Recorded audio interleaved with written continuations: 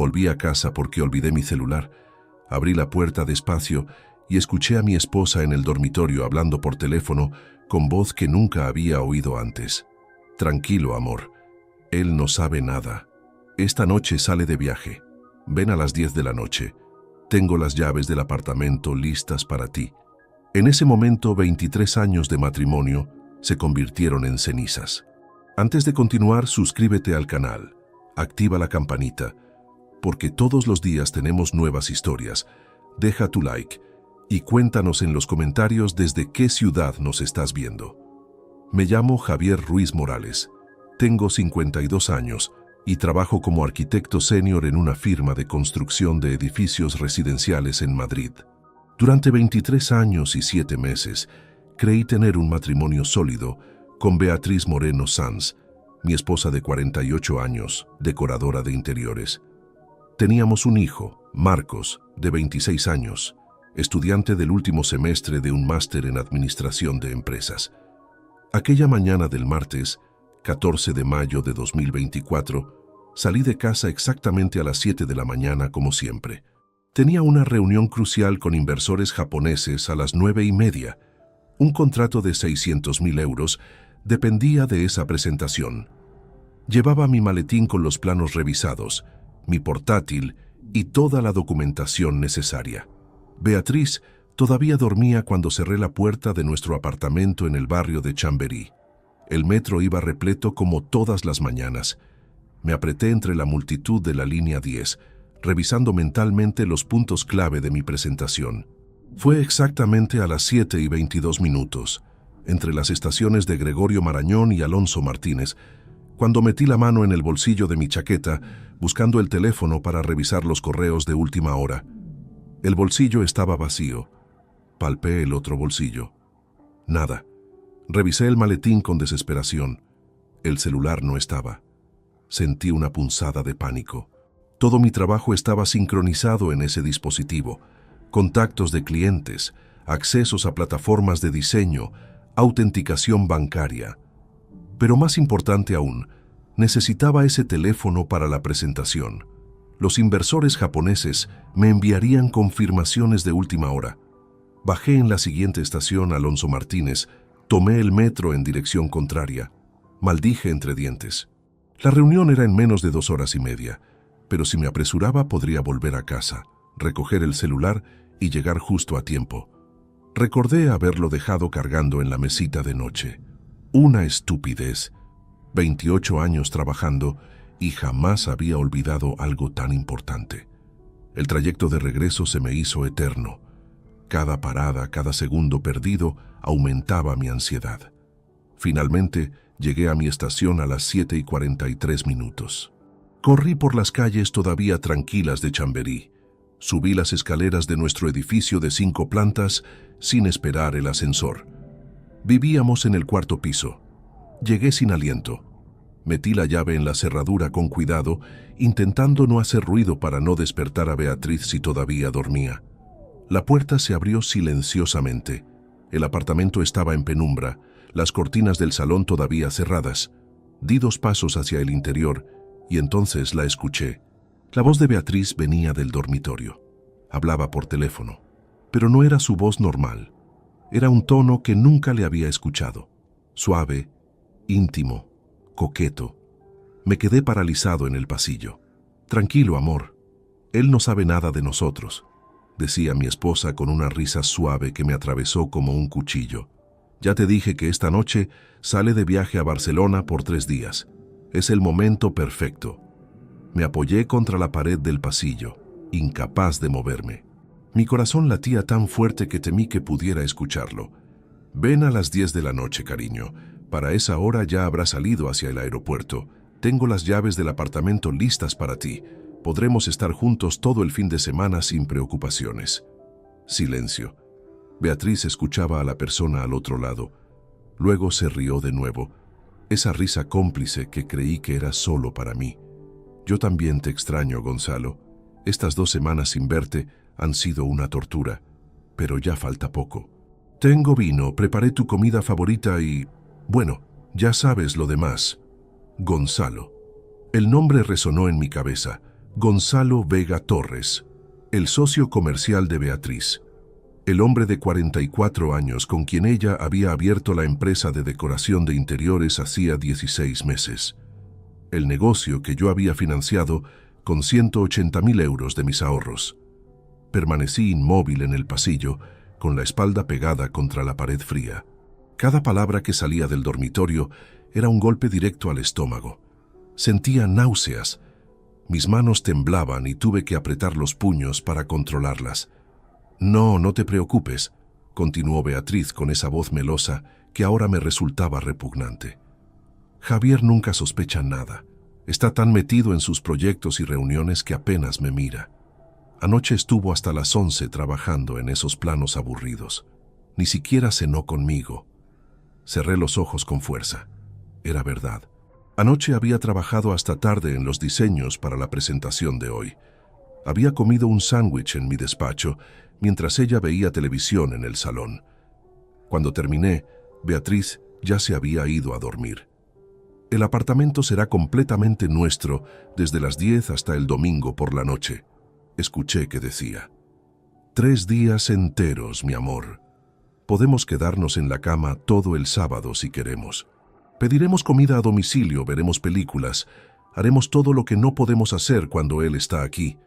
Hubo otra pausa mientras escuchaba la respuesta de ese hombre, de Gonzalo, el tipo al que había estrechado la mano docenas de veces, el tipo que venía a cenar a nuestra casa, el tipo que me llamaba amigo mientras me servía vino en mi propia mesa.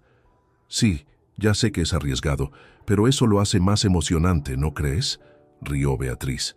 Su risa sonaba juvenil, enamorada. Además, ya llevamos 14 meses con esto. Si fuera a descubrirlo, ya lo habría hecho. Es demasiado confiado, demasiado ingenuo. Cree que nuestro matrimonio es perfecto. 14 meses, más de un año. Mientras yo trabajaba 70 horas semanales para mantener nuestro nivel de vida, para pagar su empresa, para financiar el máster de nuestro hijo, ella estaba con otro hombre. 14 meses de mentiras, de besos falsos, de te amo, vacíos. Trajiste las llaves que te di la última vez, ¿verdad? Las del portal y del apartamento. No quiero que tengas que llamar al timbre. Entra directamente. Estaré esperándote con algo especial puesto. Algo especial puesto. La lencería que yo le había regalado por nuestro aniversario hace 3 meses. 540 euros en un conjunto de seda italiana que compré pensando que le daría una sorpresa romántica. Ella apenas lo había usado conmigo. Es demasiado elegante para estar en casa, me había dicho. Ahora entendía para quién lo estaba guardando. Mi mente funcionaba en 2 niveles simultáneos. Una parte de mí quería entrar en ese dormitorio, arrancarle el teléfono de las manos y gritarle todas las palabras que se agolpaban en mi garganta. Quería verla asustada. Quería que sintiera aunque fuera una fracción del dolor que yo sentía en ese instante. Pero otra parte de mí, la parte racional que había construido una carrera basada en planificación meticulosa y ejecución precisa, me decía que esperara, que observara, que reuniera información antes de actuar. Las emociones nublan el juicio. Los arquitectos sabemos que la estructura más sólida requiere tiempo y cálculos exactos. Tengo que colgar, cariño, susurró Beatriz. Voy a darme una ducha y prepararme para ir al estudio. Esta tarde tengo reunión con los clientes del proyecto de Pozuelo, pero no dejaré de pensar en esta noche. Te amo, Gonzalo, te amo tanto. Escuché el sonido distintivo de un beso enviado por teléfono. Luego silencio. Los pasos de Beatriz se dirigieron hacia el baño. El agua de la ducha comenzó a correr. Me moví con cuidado extremo. Entré al dormitorio con pasos de ladrón en mi propia casa. La cama estaba deshecha, las sábanas revueltas. Sobre la mesita de noche del lado de Beatriz estaba su móvil. Del otro lado, en mi mesita, estaba el mío, exactamente donde lo había dejado conectado al cargador. Lo tomé con mano temblorosa. La pantalla se iluminó mostrando 17 notificaciones de correos electrónicos de trabajo. En otra circunstancia, me habría estresado por cada mensaje sin leer. Ahora me parecían completamente irrelevantes. Salí del dormitorio, crucé el salón, Abrí la puerta de entrada milímetro a milímetro para que no hiciera ruido. El agua de la ducha seguía corriendo. Beatriz tarareaba una canción. Sonaba feliz. Cerré la puerta tras de mí y bajé las escaleras como autómata. Mis piernas se movían por inercia mientras mi cerebro intentaba procesar lo que acababa de presenciar. Salí del edificio a las 8:07 de la mañana. El aire fresco de mayo me golpeó el rostro, pero no sentí alivio. Caminé sin rumbo fijo durante varios minutos. La gente pasaba a mi lado apresurada, con sus rutinas matutinas, sus preocupaciones cotidianas. Nadie notaba que el hombre en traje gris que caminaba entre ellos acababa de ver su vida desmoronarse. Encontré una cafetería pequeña en la esquina de la calle Almagro. Entré. El olor a café recién hecho y bollería me revolvió el estómago. Me senté en una mesa del fondo, lejos de la ventana. «¿Qué va a tomar?», preguntó una camarera joven de unos 20 años. «Café solo», respondí con voz que no reconocí como mía. Ella asintió y se alejó. Puse el móvil sobre la mesa. Lo miré fijamente. Dentro de ese dispositivo estaban todos mis contactos profesionales, mi agenda, los códigos de acceso a proyectos millonarios. Había vuelto a casa solo por este objeto. Y en cambio, había descubierto que mi matrimonio era una farsa. Llamé a mi secretaria desde esa cafetería. Le dije que había surgido una emergencia familiar y que reprogramara la reunión con los japoneses para la próxima semana. 28 años de reputación intachable me daban ese crédito. Ella no hizo preguntas. Pasé el resto de ese martes en un estado de shock controlado. Volví al apartamento a las 6 de la tarde. Beatriz estaba preparando la cena, radiante, maquillada como si fuera a una gala. Llevaba un vestido negro que no le había visto antes.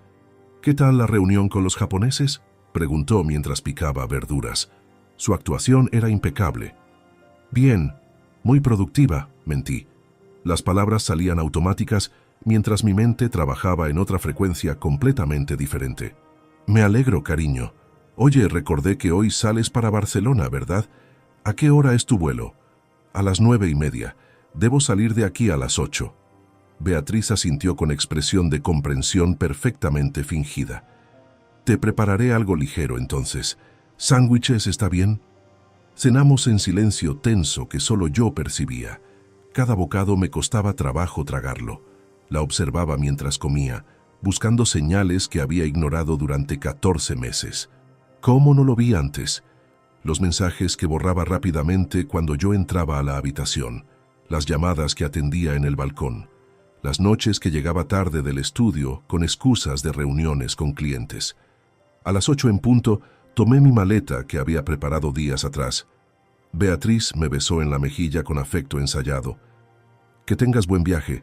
Nos vemos el domingo». «Cuídate», respondí, y salí. Pero no fui al aeropuerto. Tomé un taxi directamente al Hotel Silk en Puerta América, a 15 minutos de nuestro apartamento. Pagué 3 noches por adelantado en efectivo. Habitación 312. Desde la ventana podía ver la ciudad iluminada, indiferente a mi catástrofe personal. Durante 3 días permanecí encerrado en esa habitación pensando. Comí poco, dormí menos. El viernes por la mañana tomé una decisión. No confrontaría a Beatriz hasta tener pruebas irrefutables. No me dejaría llevar por la rabia. Necesitaba información. Necesitaba saber exactamente con qué estaba tratando. El lunes siguiente, después de regresar de Barcelona, busqué en Internet servicios de investigación privada en Madrid. Encontré varios, pero uno captó mi atención. Ortega Investigaciones Privadas, especializado en infidelidades matrimoniales y fraudes. La página web mostraba credenciales impresionantes. Llamé ese mismo lunes a las 10 de la mañana desde mi oficina. «Ortega Investigaciones, buenos días», contestó una voz masculina grave. «Buenos días. Necesito contratar servicios de investigación. Es un asunto personal». «Entiendo perfectamente, señor. ¿Podría venir a la oficina? Está en la calle Serrano, número 83, tercera planta». 2 horas después estaba sentado frente a Félix Ortega Díaz, un hombre de 55 años, con cabello gris y mirada que transmitía experiencia en tragedias humanas. Su despacho era discreto pero profesional. Cuénteme su situación, señor Ruiz, dijo después de que le diera mi nombre. Le narré todo, las palabras que escuché, el nombre de Gonzalo, los 14 meses que ella mencionó. Félix tomaba notas en una libreta, asintiendo ocasionalmente. ¿Qué necesita saber exactamente?, preguntó cuando terminé. Todo. Quiero saber cada detalle. ¿Cuándo se ven? ¿Dónde? ¿Con qué frecuencia? Quiero fotografías, grabaciones si es posible. Necesito pruebas que resistan cualquier cuestionamiento. ¿Sospecha que hay más involucrado además del adulterio? La pregunta me detuvo. No lo había considerado. ¿Cómo qué? En mi experiencia, cuando hay negocios de por medio, especialmente negocios que usted financió, a veces el romance es solo parte del cuadro. Sugiero investigar también los movimientos financieros de la empresa de su esposa. Sentí un vacío en el estómago. Hágalo. Investigue todo. Mis honorarios son 150 € la hora más gastos. Este tipo de investigación suele tomar entre 2 y 4 semanas. Calculo unos 6.000 € aproximadamente. Adelante. Le transferiré 3.000 ahora mismo como anticipo. Félix extendió su mano. Se la estreché. Le mantendré informado cada 72 horas. Y señor Ruiz, prepárese. Lo que encuentre podría ser peor de lo que imagina. No tenía idea de cuánta razón tenía. Las primeras 72 horas fueron las más largas de mi vida. Seguí mi rutina normal. Oficina, proyectos, reuniones.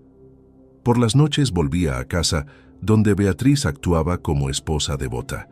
Cenábamos juntos, veíamos televisión. Ella comentaba detalles de su día en el estudio de decoración. Yo asentía, sonreía, respondía con monosílabos. El jueves de esa primera semana, Félix me llamó. Tenemos confirmación. Su esposa se reúne con el señor Vega 3 veces por semana en promedio. Martes y jueves en un apartamento en Malasaña que él alquila bajo nombre de su empresa. Los viernes almuerzan juntos en el restaurante La Candela, Restó en Chamberí. ¿Fotografías? Se las enviaré por correo cifrado en 1 hora. Las imágenes llegaron puntualmente. Beatriz y Gonzalo entrando al edificio de Malasaña tomados de la mano, besándose en la puerta. Gonzalo con su brazo alrededor de la cintura de mi esposa. En el restaurante, los dos riendo, ella tocándole la cara con ternura.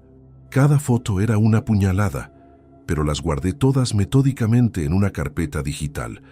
2 semanas después del inicio de la investigación, Félix me citó nuevamente en su oficina. Su expresión era sombría. Señor Ruiz, encontramos algo en los registros financieros de Moreno Diseños Interiores. Abrió su portátil y giró la pantalla hacia mí. Mostró extractos bancarios, transferencias, documentos contables. Durante los últimos 14 meses, su esposa y el señor Vega han desviado 93.000 € de la empresa a una cuenta conjunta que abrieron en marzo del año pasado. Los fondos están registrados como gastos operativos y pagos a proveedores, pero los proveedores no existen. Son empresas fantasma. La habitación pareció inclinarse. 93.000 € de los 180.000 que usted invirtió inicialmente. El resto está en activos legítimos de la empresa. Mobiliario, inventario, cuentas por cobrar. ¿Para qué quieren ese dinero? Félix sacó otro documento. Encontré solicitud de préstamo comercial a nombre de ambos. Planean abrir un segundo local de decoración, pero completamente independiente, sin su participación.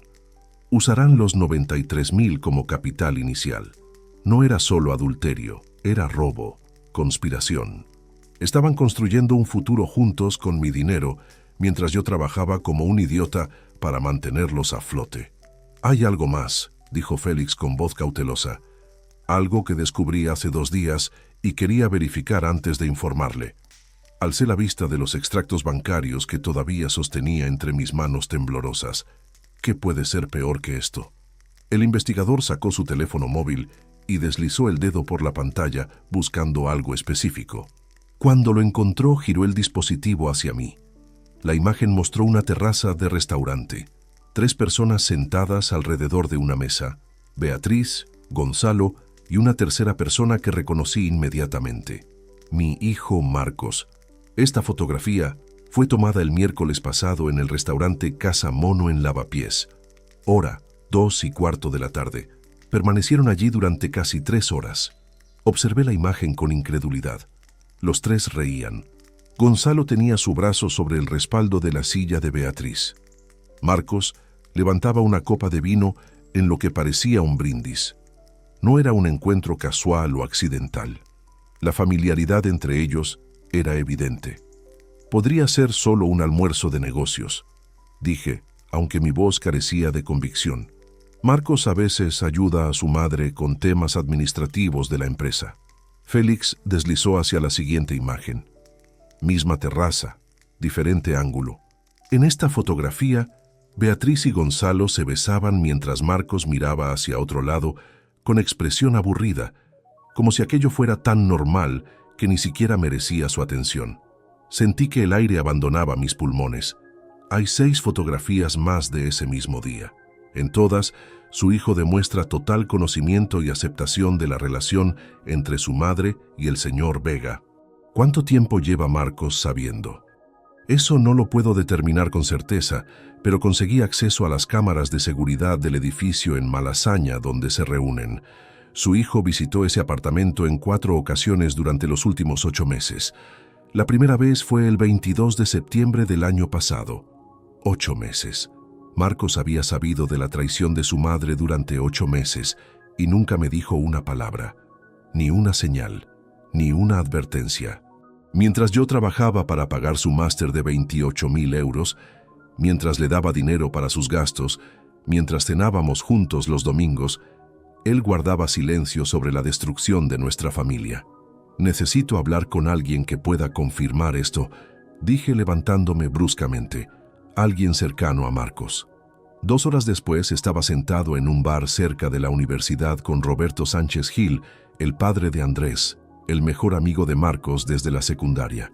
Roberto era contador, teníamos 49 años, habíamos compartido incontables cenas familiares durante la última década. «Javier, te veo terrible. ¿Qué sucede?», preguntó Roberto al verme llegar con aspecto descompuesto. No tenía energía para rodeos. «¿Sabías que Beatriz tiene un amante?». Roberto palideció. Su silencio fue toda la respuesta que necesité. «¿Cuánto tiempo lo has sabido?».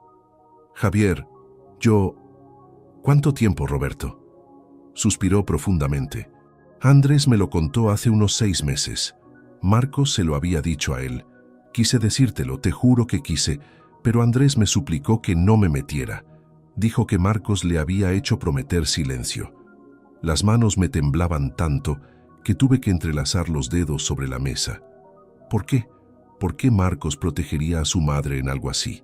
Roberto miró hacia su cerveza sin tocarla. Según lo que Andrés me contó, Beatriz convenció a Marcos de que trabajabas demasiado, que no le prestabas atención, que ella se sentía sola y abandonada. Aparentemente le dijo que Gonzalo la hacía feliz de una manera que tú ya no podías. Cada palabra era un martillazo. Y Marcos lo aceptó, lo justificó. Es su madre, Javier. Los hijos siempre van a ponerse del lado de quien les cuente la historia primero, especialmente si esa historia los hace sentir menos culpables por guardar el secreto. ¿Qué más sabes? Roberto dudó, claramente debatiendo internamente cuánto revelar. Finalmente habló. Marcos les ha prestado dinero. No sé cuánto exactamente, pero Andrés mencionó que tu hijo invirtió parte de sus ahorros en el nuevo proyecto de decoración que Beatriz y ese tipo planean abrir. El mundo se detuvo. Marcos invirtió en el negocio que están montando con mi dinero robado. No sabía que habían robado dinero. Dios mío, Javier, lo siento tanto. Salí de ese bar sintiéndome como un hombre que acababa de descubrir que vivía en una casa construida sobre arenas movedizas. No solo había perdido a mi esposa, había perdido a mi hijo también. Esa noche llegué a casa pasadas las 10. Beatriz ya dormía. Marcos no vivía con nosotros desde hacía 2 años. Tenía su propio apartamento cerca de la universidad que yo pagaba. 1.200 euros mensuales de alquiler más 600 de manutención. Me senté en el salón a oscuras durante horas. Recordé cuando Marcos tenía 6 años y se cayó de la bicicleta en el retiro. Se raspó ambas rodillas. Lloró tanto que pensé que se había roto algo.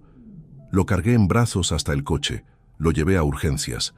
No era nada grave, solo raspaduras, pero él me abrazó el cuello durante todo el camino a casa diciendo: «Gracias, papá».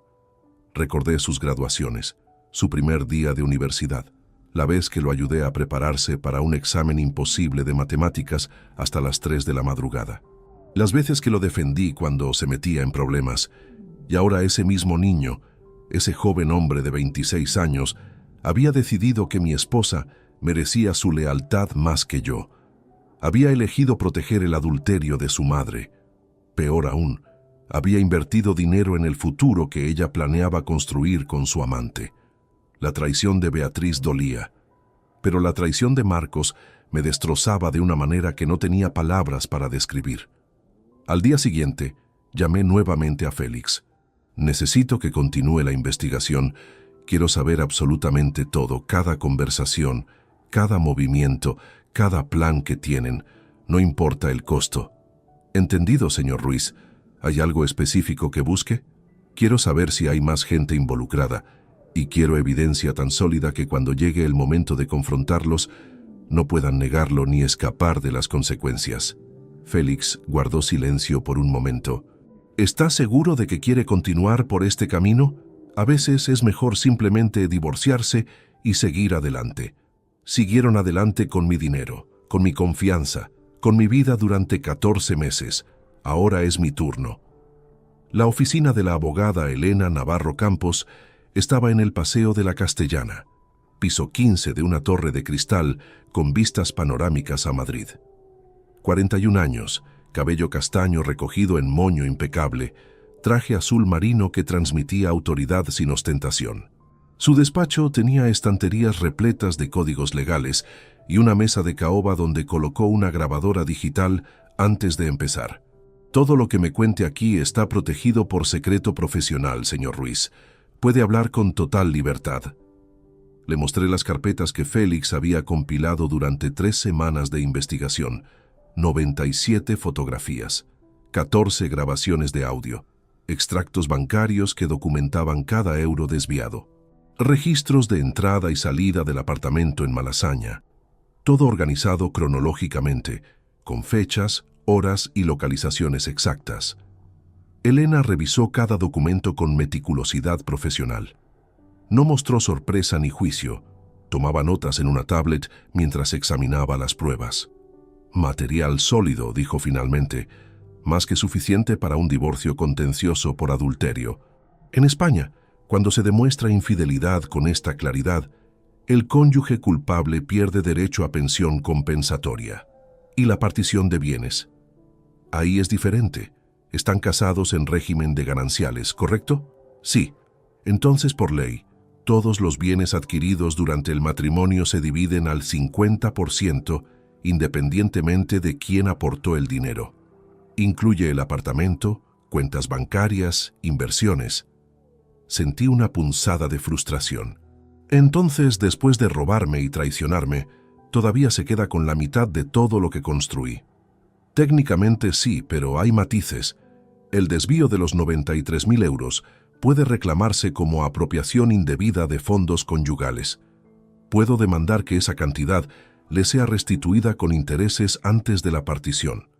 También podemos argumentar que la inversión inicial en su empresa de 180.000 euros fue un préstamo personal, no una donación. ¿Funcionaría?». Elena inclinó la cabeza pensativa. «Depende de cómo documentó esa transacción. ¿Tiene contratos firmados? ¿Acuerdos escritos?». Negué con la cabeza. «Fue transferencia bancaria directa. Beatriz dijo que necesitaba capital para empezar y yo simplemente lo transferí. Éramos matrimonio. Confiaba en ella. La confianza no sirve en tribunales, señor Ruiz, pero la transferencia bancaria sí. Podemos construir un caso. No garantizo éxito total, pero reduciremos significativamente lo que ella reciba». «¿Cuánto tiempo tomaría todo el proceso?». «Divorcio contencioso en Madrid, entre 8 y 12 meses desde presentación de demanda hasta sentencia. Si apelan, añada 6 meses más. Recuperación de fondos desviados. Otros 8 a 10 meses en proceso civil paralelo. Casi 2 años de procedimientos legales. 2 años viendo a Beatriz, probablemente con Gonzalo a su lado, defendiéndose en tribunales. La idea me revolvió el estómago. Mientras tanto, ¿qué puedo hacer para proteger mis activos? Elena se reclinó en su silla ejecutiva. Ahí viene la parte delicada. No puede ocultar bienes ni transferirlos fraudulentamente. Eso es ilegal y contraproducente. Pero sí puede reorganizar legalmente sus inversiones personales. Sacó una libreta y comenzó a hacer cálculos rápidos basados en la información patrimonial que le había proporcionado. Tiene 485.000 euros en fondos de inversión a su nombre personal, adquiridos antes del matrimonio con herencia de sus padres. Esos no entran en gananciales. Manténgalos exactamente donde están. El apartamento vale aproximadamente 620.000 euros según tasación actual. Ese sí se divide. Cuentas corrientes conjuntas suman 115.000. También se dividen. Su plan de pensiones privado con 230.000 euros. Protegido legalmente, no puede tocarlo hasta jubilación. Hizo números mentalmente. Calculando partición justa y asumiendo que recuperamos los 93.000 desviados, usted saldría con aproximadamente 580.000 euros líquidos más sus inversiones protegidas. Ella con unos 400.000, considerando que debe devolver lo robado y que pierde participación en ciertos activos por su conducta. No era perfecto, pero era mejor que regalarle la mitad de todo sin consecuencias. ¿Qué recomienda como siguiente paso? Elena juntó las manos sobre la mesa. Depende de sus objetivos. ¿Quiere simplemente divorciarse lo más rápido posible? ¿O quiere que esto duela? La pregunta me detuvo.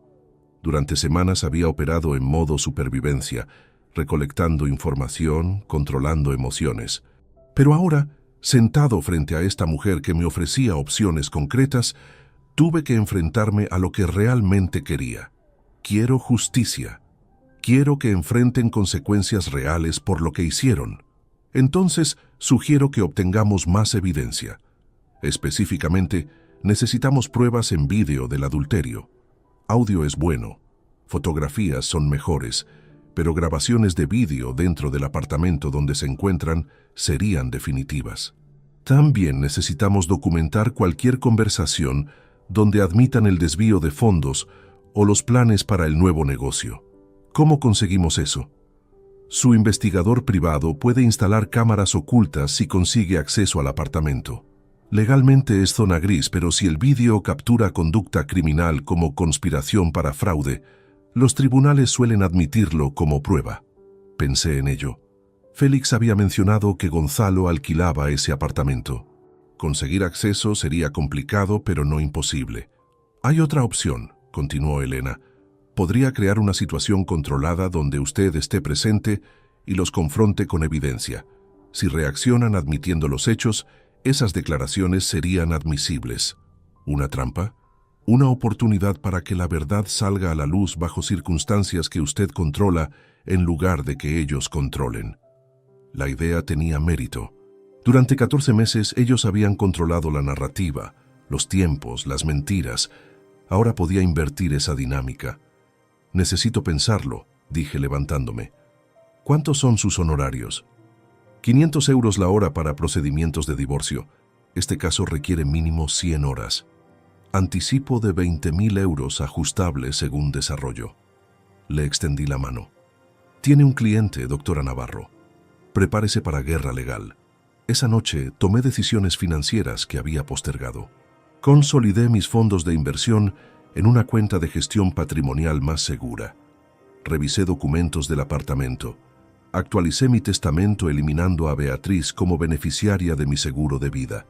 Y comencé a planear la confrontación que terminaría con 23 años de matrimonio y cambiaría nuestras vidas para siempre.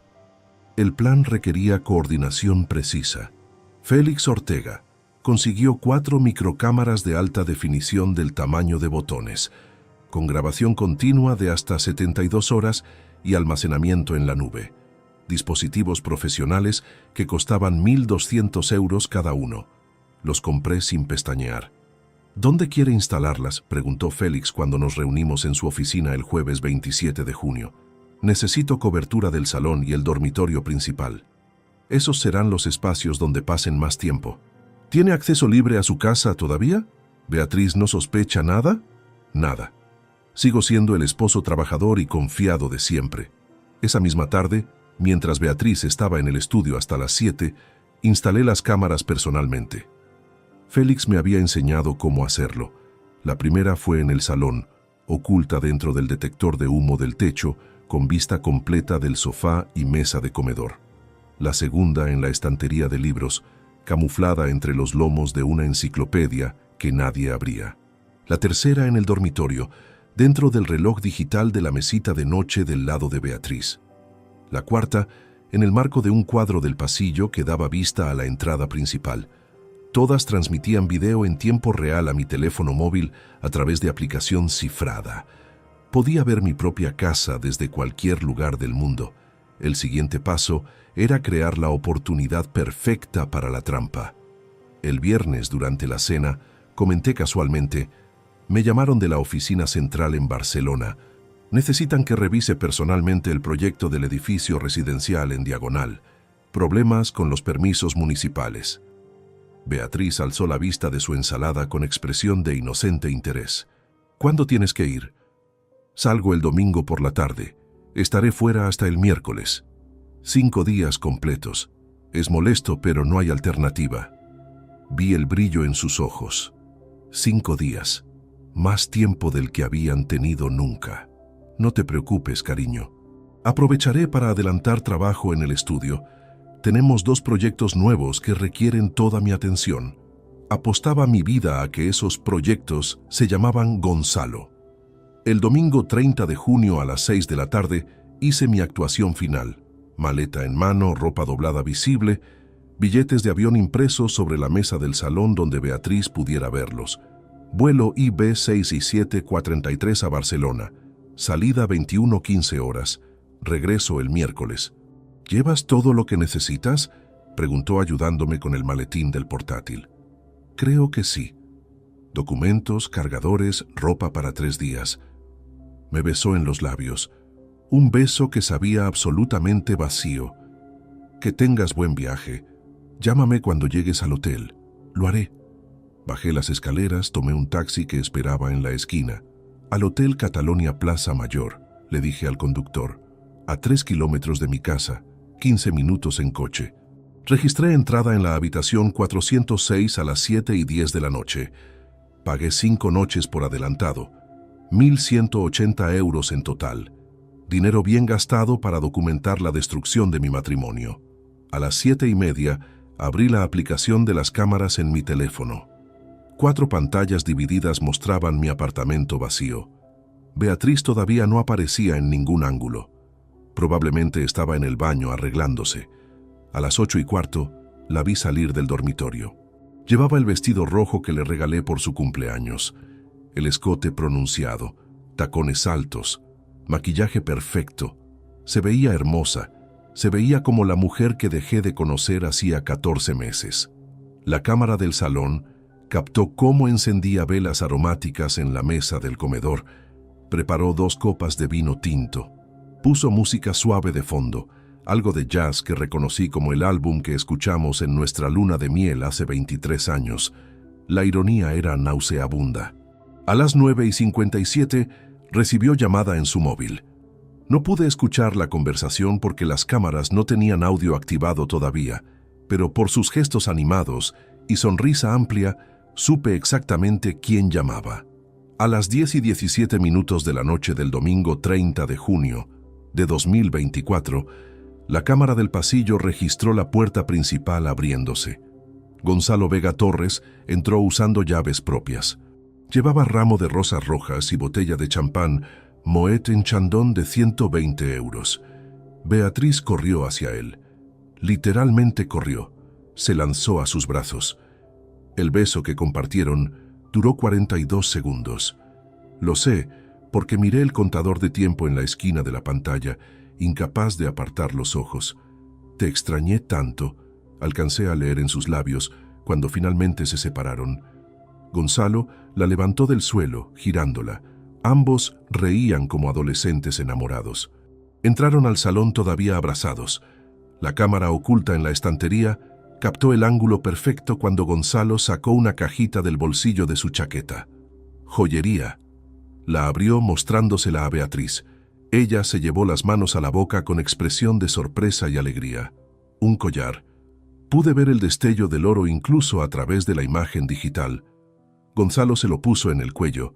Ella se miró en el espejo del salón, tocando la joya con dedos temblorosos. Se besaron nuevamente. Sirvieron el champán. Brindaron. La cámara del salón, con el micrófono ahora activado remotamente, captó las palabras exactas. «Por nuestro futuro juntos», dijo Gonzalo alzando su copa. «Por el apartamento que será solo nuestro en 6 meses», respondió Beatriz, chocando su copa contra la de él. «¿Ya hablaste con el abogado sobre el divorcio?» «Todavía no. Quiero esperar hasta que tengamos todo listo para el segundo local. Así, cuando pida la separación, ya tendré mi propio negocio establecido sin depender económicamente de él. Inteligente. Siempre tan inteligente, mi amor». Se sentaron en el sofá, el mismo sofá donde yo veía películas los domingos. Gonzalo pasó su brazo alrededor de los hombros de Beatriz. «¿Crees que sospecha algo?», preguntó él. Beatriz rió. Esa risa que durante años me había parecido musical, ahora sonaba cruel. «Javier, por favor, ese hombre solo piensa en sus proyectos arquitectónicos y reuniones aburridas. Podría tener amante viviendo en el cuarto de invitados y no se daría cuenta». Cada palabra era veneno inyectado directamente en mis venas. Pero continué grabando. Durante el resto de esa noche del domingo, grabé 11 horas continuas. Los vi cenar juntos en mi mesa, los vi bailar lentamente en mi salón. Escuché conversaciones sobre el futuro que planeaban construir juntos, sobre viajes que harían cuando ella finalmente se liberara de mí. Cada minuto quedó documentado con marcas de tiempo precisas en archivos digitales que se almacenaban automáticamente en la nube. A las 4 de la madrugada apagué la aplicación. No podía seguir mirando. Necesitaba dormir aunque fuera unas horas. Cuando desperté a las 9 del lunes, volví a abrir las cámaras. Gonzalo seguía allí. Dormía en mi cama junto a Beatriz, su brazo rodeándola posesivamente. Me preparé un café en la habitación del hotel, usando la cafetera eléctrica que había en el minibar. El sabor era amargo, pero lo necesitaba. Tenía reuniones reales de trabajo esa mañana. La vida no se detenía solo porque la mía se estuviera desmoronando. A las 2 de la tarde, entre una videoconferencia y otra, revisé nuevamente las imágenes en vivo. Beatriz y Gonzalo almorzaban en el salón. Pasta con vino blanco. Conversaban relajados, cómodos en su traición. A las 2:34 de la tarde del lunes 1 de julio, la cámara del pasillo detectó movimiento en la puerta principal. Alguien estaba usando llaves para entrar. Mi primer pensamiento fue pánico. ¿Algún vecino con emergencia? La portera. Pero quien entró no fue ningún extraño. Era Marcos, mi hijo, con llaves de nuestro apartamento, entrando como si nada mientras su madre estaba con su amante. El shock me dejó paralizado frente a la pantalla del móvil. Marcos cerró la puerta tras de sí y caminó directamente al salón como quien llega a su propia casa. Beatriz y Gonzalo alzaron la vista. Ninguno mostró sorpresa. Ninguno pareció alarmado o avergonzado. «Llegas tarde», dijo Beatriz con tono maternal. «Dije a las 2 en punto». «Había tráfico en Gran Vía», respondió Marcos quitándose la chaqueta y dejándola sobre el respaldo de una silla. Mi silla. Gonzalo se levantó y estrechó la mano de mi hijo. «¿Cómo va el máster, chaval?» «Agotador. Última semana antes de vacaciones de verano». «¿Queda pasta?» Beatriz le sirvió un plato. Los tres se sentaron alrededor de la mesa como una familia. Una familia que no me incluía. «¿Tu padre sigue en Barcelona?», preguntó Gonzalo con tono casual mientras bebía vino. «Supuestamente hasta el miércoles. 5 días completos esta vez. Récord personal». Los tres rieron. Esa risa compartida, ese momento de complicidad a mis espaldas, Me dolió más que cualquier beso que hubiera presenciado entre Beatriz y Gonzalo. «Perfecto», dijo Beatriz. «Marcos, necesito que revises los documentos del préstamo comercial que solicitamos. Tu padre tiene contactos en el sector bancario, y si por casualidad pregunta algo cuando regrese, quiero que la historia sea consistente».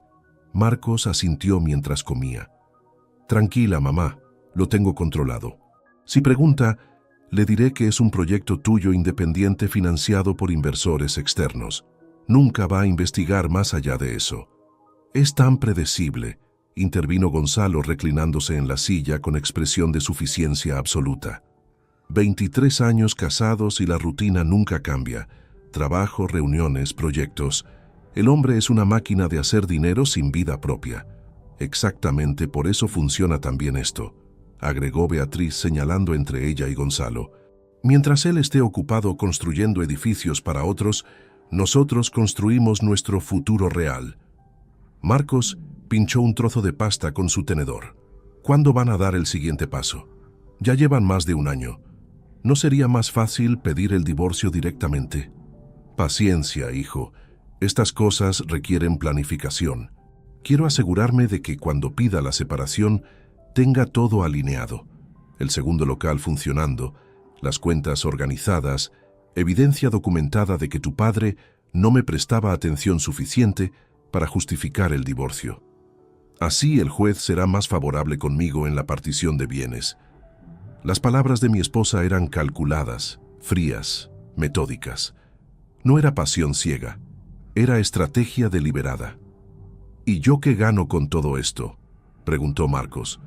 La pregunta me congeló la sangre. Beatriz sonrió. Ya hablamos de eso, cariño. Cuando consiga el divorcio y establezca mi nuevo negocio con Gonzalo, te daremos el apartamento pequeño en Malasaña, el que Gonzalo alquila ahora. 35 metros cuadrados, pero en zona excelente. Vale unos 200.000 euros en el mercado. Será tuyo, a tu nombre. ¿A cambio de qué? A cambio de tu silencio ahora y tu testimonio después, si lo necesitamos.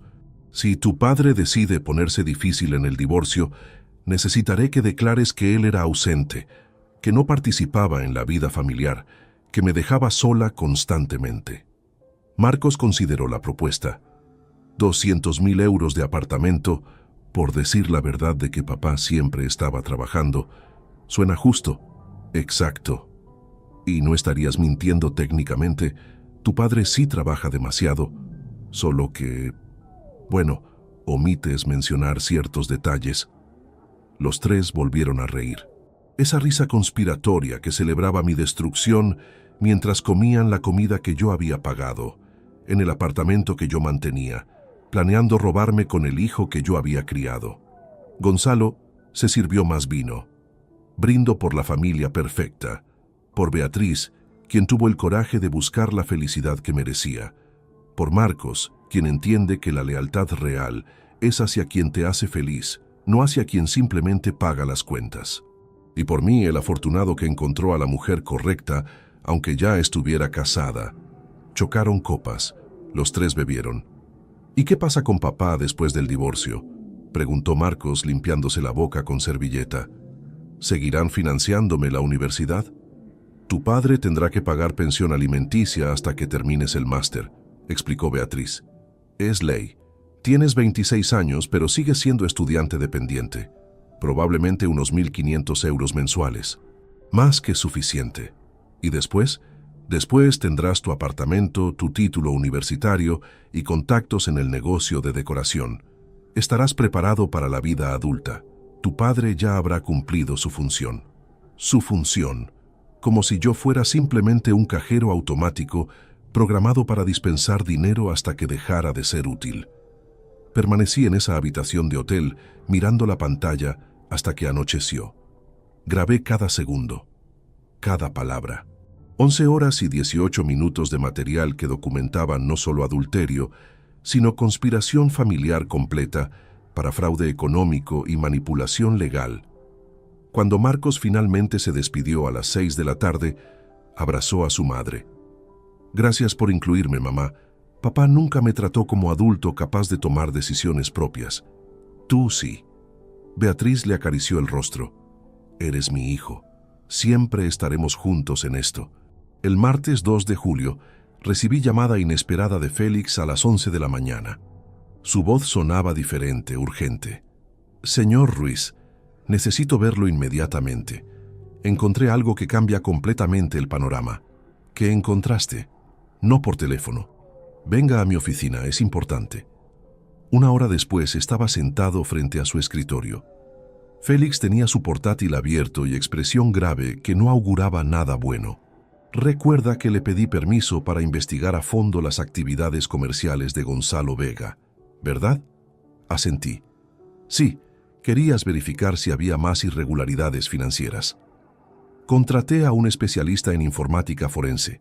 Conseguimos acceso al ordenador personal de Gonzalo. Lo que encontramos va mucho más allá de simple adulterio. Giró la pantalla hacia mí. Mostraba carpetas digitales organizadas por fechas. Reconocí inmediatamente los archivos. Eran planos arquitectónicos. Mis planos arquitectónicos. ¿Qué es esto?, pregunté aunque ya conocía la respuesta. Durante los últimos 10 meses, Gonzalo Vega ha copiado 47 proyectos arquitectónicos completos de su ordenador de trabajo. Diseños residenciales, planos comerciales, cálculos estructurales, todo. La sangre se me heló. ¿Cómo consiguió acceso a mis archivos? Félix abrió otra carpeta mostrando capturas de pantalla de correos electrónicos. Su esposa le proporcionó sus contraseñas. Mire esta conversación entre ellos del 22 de abril. Leí el mensaje de Beatriz a Gonzalo. Mi amor, las claves de acceso de Javier a la plataforma empresarial son usuario Javier RM 2024, contraseña Arquitecto Madrid 77. No cambies nada, solo copia los proyectos que necesites. Él nunca revisa los registros de acceso. Mi propia esposa, entregándole mis credenciales corporativas al hombre con quien me engañaba. ¿Para qué quería mis proyectos? Félix abrió un documento de Excel. Los vendió. Mire esta hoja de cálculo que encontramos en su disco duro. La tabla mostraba nombres de constructoras competidoras. Junto a cada nombre había descripción de proyecto, fecha de venta y cantidad recibida. Los números me golpearon como martillazos. Proyecto edificio residencial Aravaca, 15.000 euros vendido a Construcciones Hernández. Diseño complejo comercial Móstoles, 22.000 euros vendido a Inmobiliaria Castilla. Planos Reforma Hotel Centro Madrid, 38.000 euros vendido a Reformas Delgado. La lista continuaba, página tras página de mis proyectos, mi trabajo, mi propiedad intelectual vendida a empresas que competían directamente con mi firma. ¿Cuánto suma en total? 127.000 euros en los últimos 10 meses. Todo depositado en cuenta bancaria personal de Gonzalo Vega en el Banco Sabadell. Sentí vértigo. No era solo traición matrimonial, era robo industrial, espionaje corporativo. Mi esposa no solo me engañaba con ese hombre, sino que le ayudaba activamente a robar mi trabajo para enriquecerse juntos. Hay más, continuó Félix sin darme tiempo a procesar. Encontramos solicitud de patente presentada por Gonzalo el 3 de junio. Intenta registrar a su nombre un sistema de diseño modular que usted desarrolló hace 2 años. Me mostró los documentos oficiales. Mi sistema, el que había costado meses perfeccionar, el que había presentado en Conferencia Internacional de Arquitectura Sostenible, ahora figuraba en solicitud de patente como invención original de Gonzalo Vega Torres. Si esa patente se aprueba, usted no podrá usar su propio sistema sin pagarle regalías. Y peor aún, él podría demandar a su empresa por supuesta infracción de propiedad intelectual. La magnitud del engaño me abrumó. No había sido romance apasionado que surgió espontáneamente. Había sido operación calculada desde el principio. Gonzalo necesitaba acceso a mis diseños. Beatriz era la llave perfecta. El adulterio probablemente fue simplemente medio para un fin mucho más lucrativo. ¿Beatriz sabía sobre las ventas de proyectos? Félix asintió mostrándome otro correo electrónico fechado del 12 de mayo. Beatriz escribía a Gonzalo: Amor, los 22.000 de Móstoles ya llegaron a tu cuenta. Cuando tengamos suficiente dinero acumulado, Podemos abrir el segundo local sin necesitar préstamo bancario. Eres un genio aprovechando los recursos que Javier deja tan expuestos. Recursos. Llamaba a mi trabajo recursos para aprovechar. Esto es criminal, dije con voz temblorosa. No es solo divorcio, es fraude, robo de propiedad intelectual, conspiración. Exactamente, y cambia completamente la estrategia legal. La doctora Navarro necesita ver esto inmediatamente. Con estas pruebas podemos presentar denuncia penal además de demanda civil. Félix me entregó pendrive USB. Aquí está todo. Correos electrónicos completos, extractos bancarios de las transferencias, copias de los proyectos robados con metadatos que demuestran autoría original suya, la solicitud de patente fraudulenta, 243 páginas de evidencia documental. Tomé el dispositivo con manos que temblaban de rabia contenida. Durante 14 meses, había pensado que el peor escenario era que mi esposa me amara menos, que hubiera encontrado conexión emocional con otro hombre. Podía haber vivido con eso eventualmente. El corazón humano es impredecible. Pero esto no era asunto del corazón. Era crimen organizado ejecutado por las dos personas que más confiaba, mi esposa y mi hijo, quien según las grabaciones sabía perfectamente sobre el negocio que su madre construía con Gonzalo. ¿Qué recomienda como siguiente paso?, pregunté tratando de mantener compostura profesional. Termine la semana de supuesta ausencia según el plan original. Deje que se sientan seguros. Mientras tanto, coordino con la doctora Navarro para preparar confrontación legal definitiva. Cuando regrese el miércoles, tendremos todo listo para activar demandas simultáneas. Divorcio contencioso, denuncia criminal por robo de propiedad intelectual, demanda civil por daños y solicitud de medidas cautelares para congelar cuentas bancarias de ambos. ¿Cuánto tiempo tenemos antes de que Gonzalo note que accedimos a su ordenador? Nuestro especialista no dejó rastros. Pero para mayor seguridad, actuemos dentro de las próximas 72 horas. El viernes, a más tardar. Salí de esa oficina con el pendrive guardado en el bolsillo interior de mi chaqueta. 127.000 euros robados. 47 proyectos vendidos ilegalmente, una patente fraudulenta, 93.000 desviados de la empresa y mi hijo cómplice de todo, recibiendo promesas de apartamento a cambio de traicionarme. La cuenta final estaba clara. No pelearía solo por dignidad o justicia emocional. Pelearía por cada euro robado, cada diseño plagiado, cada mentira documentada. El miércoles 3 de julio regresé oficialmente de Barcelona. Beatriz me recibió en casa con beso rutinario y pregunta sobre cómo había ido el viaje. Mentí diciendo que todo se había resuelto satisfactoriamente. Ella sonrió aliviada. Durante los siguientes 3 meses viví doble vida perfectamente orquestada. De día era el esposo dedicado, el arquitecto responsable, el padre que transfería puntualmente 1.800 euros mensuales a la cuenta de Marcos para su manutención. De noche revisaba cada documento legal que Elena Navarro preparaba con precisión quirúrgica. Las demandas se redactaron en agosto. 3 documentos separados pero coordinados. Divorcio contencioso por adulterio con solicitud de eliminación total de pensión compensatoria.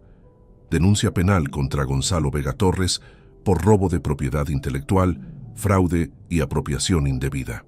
Demanda civil contra ambos.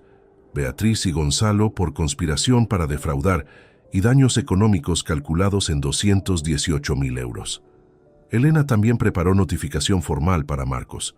No podía desheredarlo completamente, según legislación española, que protege legítima estricta de los hijos, pero sí podía cortarle todo apoyo financiero mientras estuviera vivo.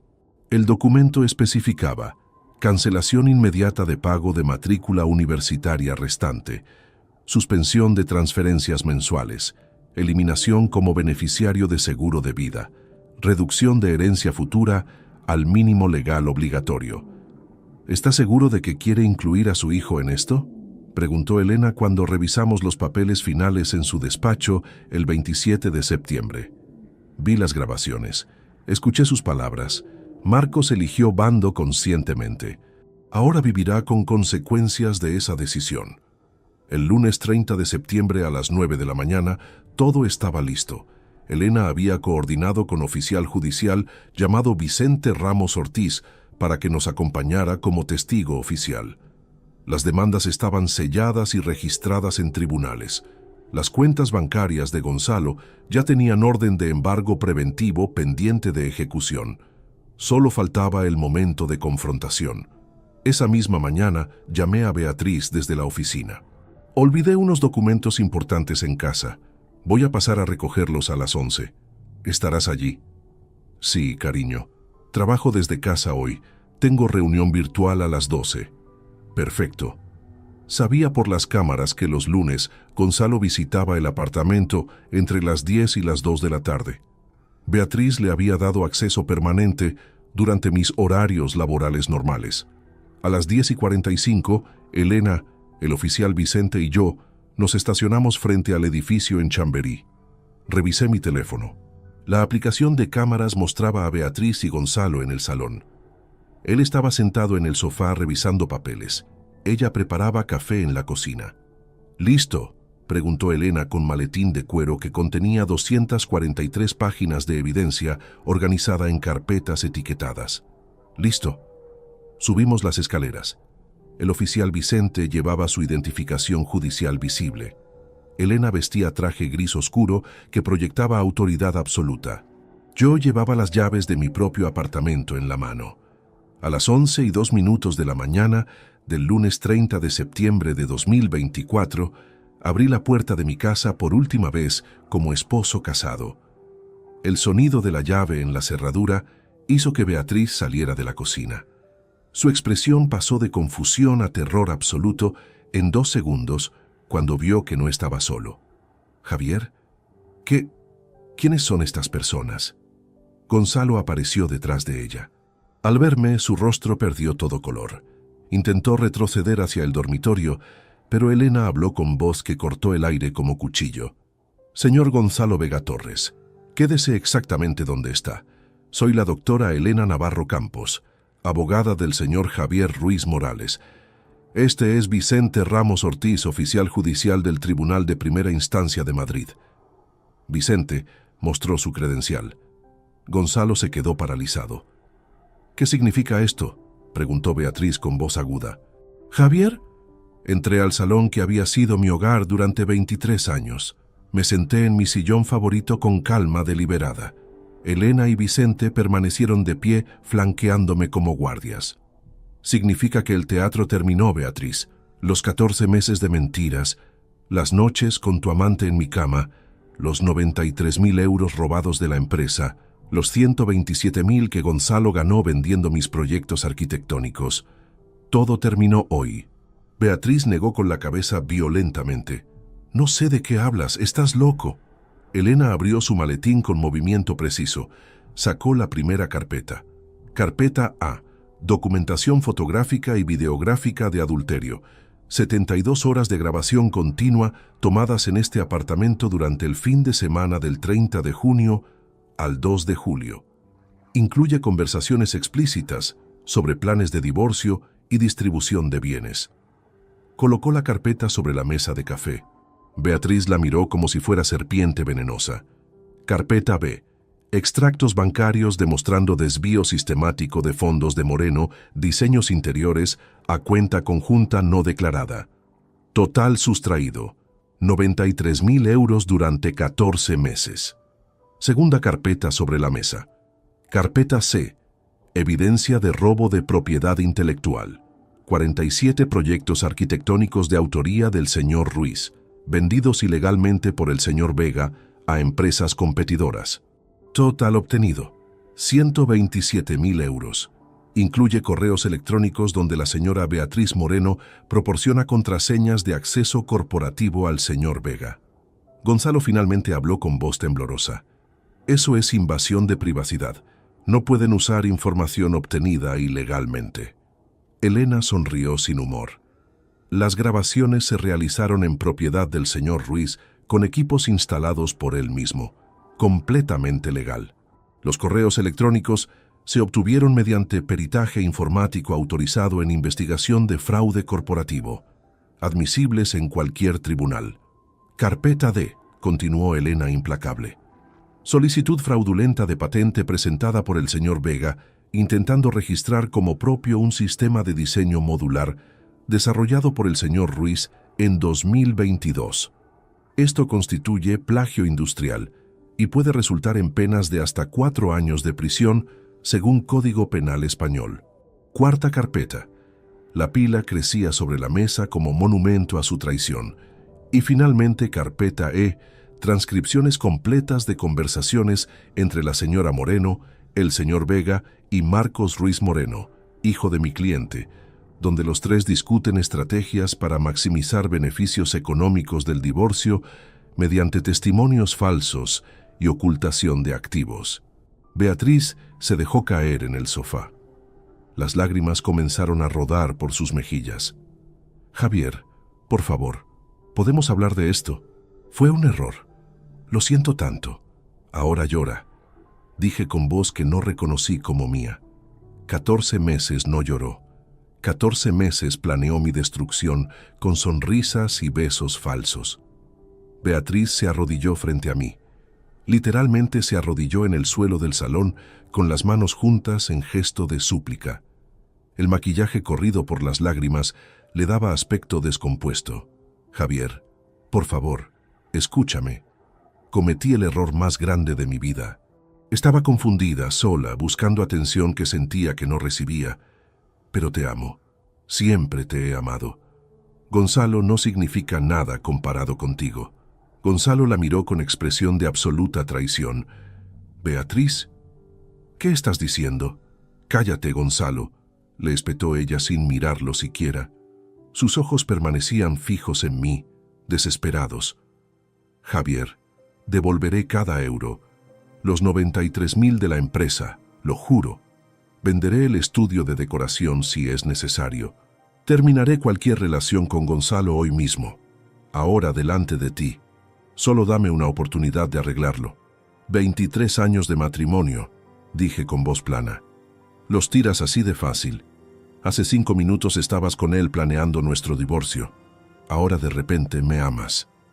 Estaba asustada de perderte, por eso planeaba pedirte el divorcio primero, para no enfrentar el rechazo. Pero si me das otra oportunidad, haré terapia de pareja, lo que sea necesario. No destruyas nuestra familia por un error. Elena intervino con tono profesional. 14 meses de adulterio sistemático, robo documentado, conspiración premeditada. Eso no es un error, señora Moreno. Es campaña sostenida de traición y fraude. La puerta del apartamento se abrió abruptamente. Marcos entró precipitadamente, claramente alertado por llamada de su madre. Se detuvo al ver la escena. Su madre arrodillada, Gonzalo pálido junto a la ventana, el oficial judicial con su credencial visible, Elena con carpetas esparcidas. «Papá, ¿qué está pasando aquí? Tu madre y su amante están enfrentando consecuencias de sus acciones. Y tú también, Marcos». Mi hijo palideció. «Yo no hice nada». «Sabías. Durante 8 meses sabías y callaste. Peor aún, participaste activamente en su conspiración a cambio de promesa de apartamento. Tengo grabaciones de cada palabra que dijiste en esa mesa el 1 de julio. Marcos negó frenéticamente. Mamá me dijo que era complicado, que no lo entendería, que era mejor no meterme. Ella me manipuló. ¿Te manipuló para aceptar apartamento de 200,000 euros como pago por tu silencio? Yo no lo veía así. Mamá dijo que tú nos abandonabas emocionalmente, que trabajabas tanto que no te importábamos. Me hizo sentir que protegerla era lo correcto. Me levanté del sillón. Marcos retrocedió instintivamente, como si temiera que fuera a golpearlo. Jamás le había levantado la mano en su vida, pero el miedo en sus ojos era real. Durante 26 años te di todo, dije con voz que temblaba de emoción contenida. Educación en los mejores colegios, vacaciones familiares cada verano, pago de universidad completa sin que tuvieras que trabajar. Te regalé coche cuando cumpliste 21 años.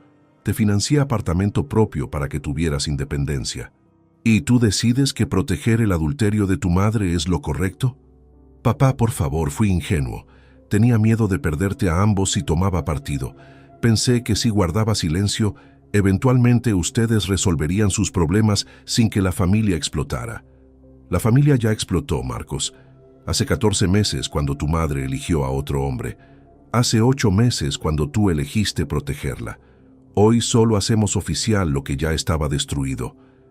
Elena sacó sobre Manila del maletín. Marcos Ruiz Moreno. Esto es notificación formal de suspensión de apoyo financiero paterno. Efectivo inmediatamente. Cancelación de pago de matrícula universitaria restante. Eliminación de transferencias mensuales por 1.800 euros. Revocación de beneficios de seguro de vida. Tienes 30 días para desalojar el apartamento en calle Atocha que tu padre paga. Marcos abrió el sobre con manos temblorosas. Leyó el documento legal. Papá, me faltan 28.000 euros para terminar el máster.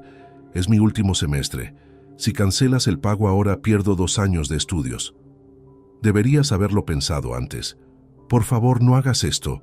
Buscaré trabajo, pagaré alquiler, haré lo que sea, pero no me quites la oportunidad de terminar mi carrera. Tu madre te prometió apartamento. Pídeselo a ella o a Gonzalo. Ellos son tus aliados ahora. Beatriz se levantó del suelo y corrió hacia Marcos, abrazándolo protectoramente. Javier, castígame a mí todo lo que quieras, pero no arruines el futuro de nuestro hijo. Él no tiene culpa. ¿No tiene culpa? Sentado en esa mesa, señalé la mesa del comedor. Bebiendo vino que yo compré, comiendo comida que yo pagué, riéndose de mí mientras planeaban robarme. Grabé cada palabra, Beatriz, cada risa, cada conspiración. Gonzalo finalmente encontró su voz. Las acusaciones de robo de propiedad intelectual son falsas. Esos proyectos los desarrollé yo independientemente. Si hay similitudes con tu trabajo, es coincidencia. Elena sonrió fríamente. ¿Coincidencia? Tenemos correos electrónicos fechados donde usted solicita específicamente archivos CAD del señor Ruiz. Tenemos metadatos de los archivos que demuestran que fueron creados en el ordenador corporativo del señor Ruiz entre 2022 y 2024. Tenemos contratos firmados por usted vendiendo esos diseños a Construcciones Hernández, Inmobiliaria Castilla y Reformas Delgado. Eso no prueba nada. Elena sacó otra carpeta. ¿No? Aquí tengo contrato fechado del 12 de mayo firmado por usted vendiendo diseño de complejo comercial en Móstoles a Inmobiliaria Castilla por 22.000 euros. Este diseño, colocó planos sobre la mesa, fue creado por el señor Ruiz el 14 de marzo. Los archivos originales tienen marca de agua digital que identifica su autoría. Su versión es copia exacta, con marca de agua removida torpemente. Gonzalo guardó silencio. No tenía defensa. La denuncia penal ya está presentada en Juzgado de Instrucción número 7 de Madrid, caso número 473224, delito de apropiación indebida de propiedad intelectual con agravante de reincidencia sistemática. Pena probable, entre 2 y 4 años de prisión más indemnización completa de daños. Pagaré todo, dijo Gonzalo desesperado. Devolveré cada euro que gané vendiendo esos proyectos. Retiraré la solicitud de patente. Solo no presenten cargos criminales. Demasiado tarde, respondió Elena. Las negociaciones se hacen antes de presentar demandas, no después. El proceso legal ya está en marcha. 8 meses después de aquel lunes 30 de septiembre, me senté en la terraza de mi nuevo apartamento en el barrio de Salamanca, con vista al Parque del Retiro. Era sábado 28 de mayo de 2025, las 11 de la mañana. El sol primaveral calentaba agradablemente mientras bebía café y revisaba los documentos finales que Elena me había enviado por correo electrónico. La sentencia de divorcio había llegado el jueves anterior. Después de 8 meses de procedimientos, audiencias, declaraciones de testigos y presentación de pruebas irrefutables, el juez dictaminó lo siguiente: matrimonio disuelto por causa de adulterio probado. Beatriz Moreno Sanz perdía cualquier derecho a pensión compensatoria. La partición de bienes gananciales le otorgaba 68.000 euros, cantidad calculada después de descontar los 93.000 que debía restituir por desvío de fondos empresariales. De los 620.000 euros que valía nuestro antiguo apartamento en Chamberí, yo recibí la totalidad tras comprar su parte correspondiente con los ahorros que había protegido legalmente. Lo vendí inmediatamente por 425.000 euros. No podía vivir en ese espacio contaminado por recuerdos de traición. El proceso criminal contra Gonzalo Vega Torres había concluido 2 semanas antes. Sentencia: 2 años de prisión suspendida condicionada a que pagara indemnización completa de 218.000 euros en 10 años. Pagos mensuales de 1.818 euros durante 120 meses. Si incumplía un solo pago, la suspensión se revocaba y debía cumplir condena efectiva en prisión. Su empresa de decoración compartida con Beatriz quebró en diciembre. Sin capital, sin reputación tras escándalo público del juicio, sin clientes dispuestos a contratar servicios de decoradores involucrados en fraude empresarial. Moreno, Diseños Interiores, cerró definitivamente el 22 de enero dejando deudas de 84.000 euros con proveedores. Beatriz tuvo que vender su coche, un BMW que valía 32.000 euros. Se mudó a apartamento de alquiler en Vallecas, zona mucho más económica que Chamberí. Trabajaba ahora como dependienta en tienda de muebles, ganando 1.300 euros mensuales. A sus 49 años, empezaba de cero, sin patrimonio, sin negocio, sin las comodidades que durante 23 años yo le había proporcionado. Gonzalo vivía con su hermana en Getafe. Declaró insolvencia parcial. Todo embargo de sus cuentas bancarias dejó saldo de apenas 6.000 euros. El apartamento en Malasaña que alquilaba lo perdió. Su reputación profesional destruida significaba que ninguna empresa de construcción o decoración en Madrid lo contrataría jamás. Pero la consecuencia que más me dolía, incluso después de todo, era Marcos. Mi hijo abandonó el máster en Administración de Empresas, faltándole exactamente un semestre para graduarse. 28.000 euros de matrícula que no pudo pagar. 2 años de estudios perdidos. Tuvo que desalojar su apartamento en calle Atocha. Se mudó temporalmente con Beatriz a ese pequeño piso de alquiler en Vallecas. Consiguió empleo como asistente administrativo en empresa de logística. Sueldo, 1.180 euros mensuales. Nada comparado con las oportunidades que habría tenido con título de MBA y contactos que yo podía haberle proporcionado.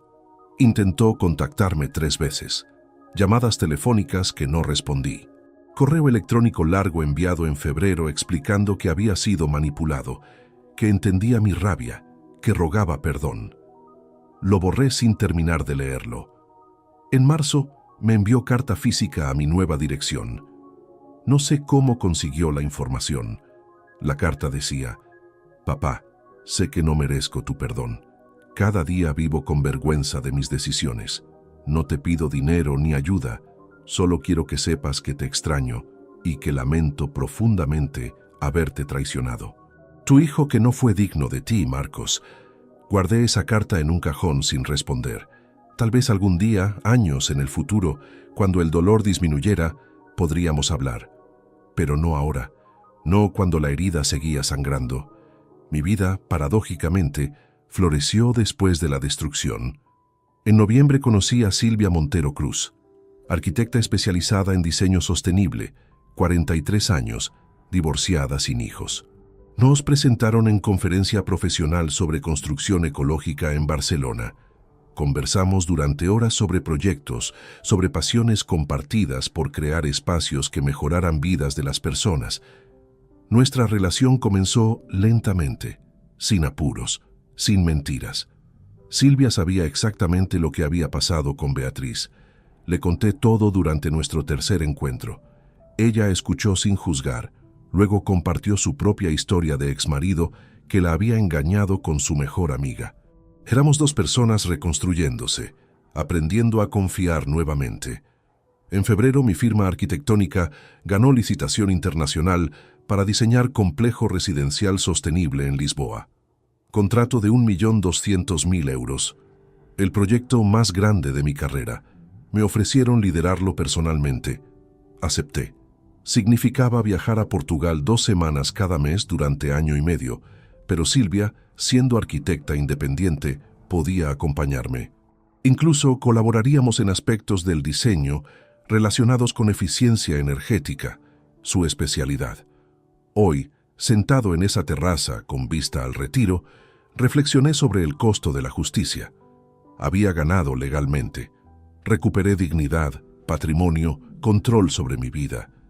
Beatriz, Gonzalo y Marcos enfrentaban consecuencias tangibles de sus acciones. Pero 23 años de matrimonio no se borran con sentencias judiciales. Las memorias de Marcos niño, del hombre joven que creí conocer, seguían doliendo. Noches donde me preguntaba si trabajé demasiado, si descuidé señales que debí ver, si parte de la culpa era mía por ausencias emocionales que Beatriz mencionó. Elena me dijo una vez, la venganza perfecta no existe. Siempre cobra precio en quien la ejecuta. Tenía razón. Gané todas las batallas legales, pero perdí familia que creí tener. Sin embargo, mirando hacia adelante en lugar de atrás, vi posibilidades que no existían antes. Silvia entró a la terraza con 2 tazas de té. Se sentó a mi lado, su mano encontrando la mía naturalmente. ¿Pensando en el proyecto de Lisboa?, preguntó. Entre otras cosas. ¿Marcos otra vez? Asentí. Ella apretó mi mano con comprensión silenciosa.